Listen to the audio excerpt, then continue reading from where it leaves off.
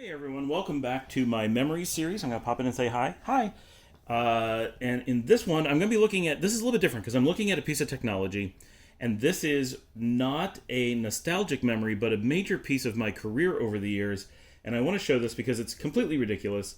This is the Netgear SC101, made by Zetera.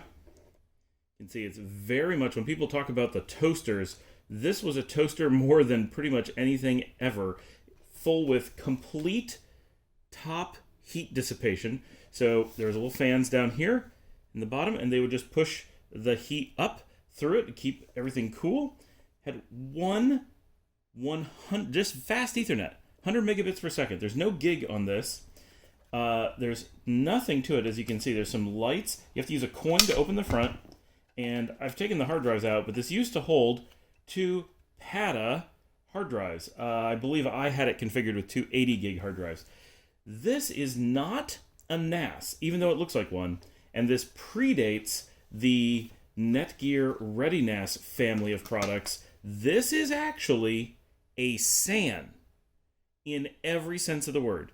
It is the simplest SAN, and I've spoken about it at conferences because there's no redundancy, no protection, no speed. It is the slowest, most dangerous, most complex SAN ever made. It was probably about $100 for this thing back in probably the early 2000s. And so I like this device because it exposes SANs for exactly what they are. It doesn't hide anything from the end user. It makes it perfectly clear what you're doing, and showed how ridiculous a SAN can be. Not to say that SANs are bad, but so many myths surround SANs, so many assumptions surround SANs. This device takes all those assumptions away and lays bare what exactly a SAN is and why it can be so dangerous. This unit was really ridiculous in that, so first of all, there's no RAID in here. There's no hardware intelligence inside this device. It is simply two hard drives connected directly to a network card. There is no other logic. So there's no file system handling, because that would make it a NAS. There is no RAID, nothing of the sort. Two hard drives, each one is exposed with its own IP address through a single fast Ethernet connection, so 100 megabits only. Very, very slow.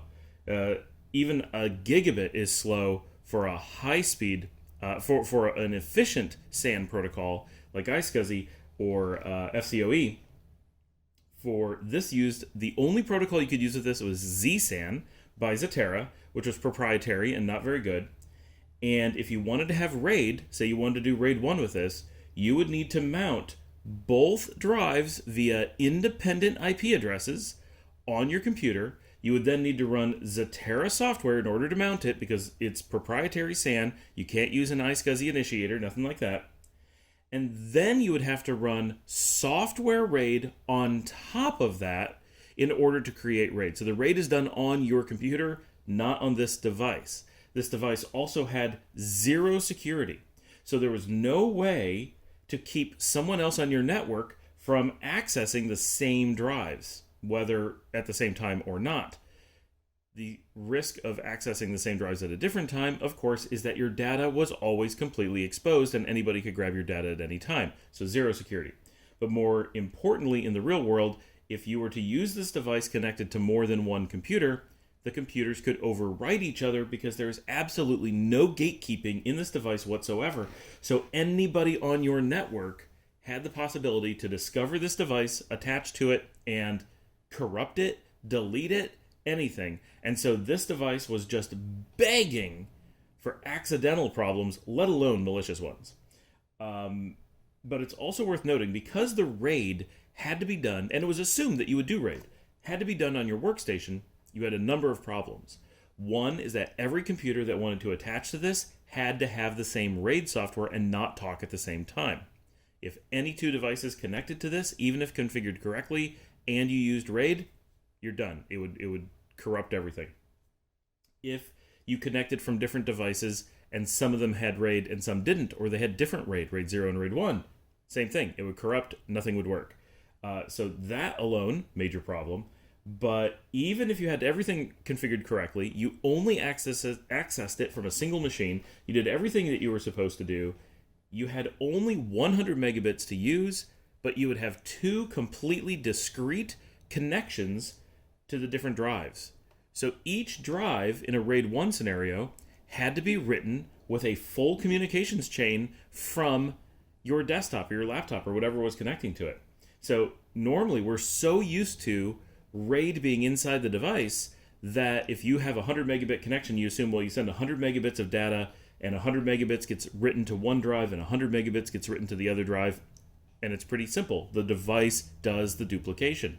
Because the software has to do the duplication somewhere else, the network connection has to bring in, you only get 50 megabits to one drive and 50 megabits to the other drive. So you actually have to send the same data twice over a fast Ethernet connection, making it ridiculously slow. If 100 megabits seems slow, this was 50 megabits in a best case scenario. And so absurdly slow.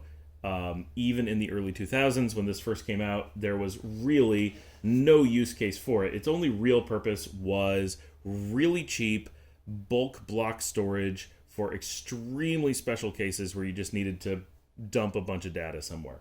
And so I've kept this device around for all these years because it is so useful in demonstrating exactly what a SAN is, exactly how a SAN works under the hood. Today, the software doesn't exist. There's no way to use this, and now it's just a handy device to pick up and show around and be like, this is the dumbest SAN you've ever seen. But when people tell me a SAN is magic and does all these things for them, I show them this device and say, no, it doesn't. Here's a real SAN that was really on the market and does nothing that you assume it does. Doesn't do RAID, doesn't have redundancy of anything. It is not fast. It is not even kind of fast or kind of safe or kind of anything. Everything about a SAN is an assumption. So I'm going to throw this out now. It has served its purposes well over the years. I have made several videos about it. I've spoken about it at conferences, and it's kind of sad to see it go because I'd love to see it sit on a shelf for forever, but it has been banged up pretty good, and it's done. So thanks for joining me, and we're going to say goodbye to this piece of technology.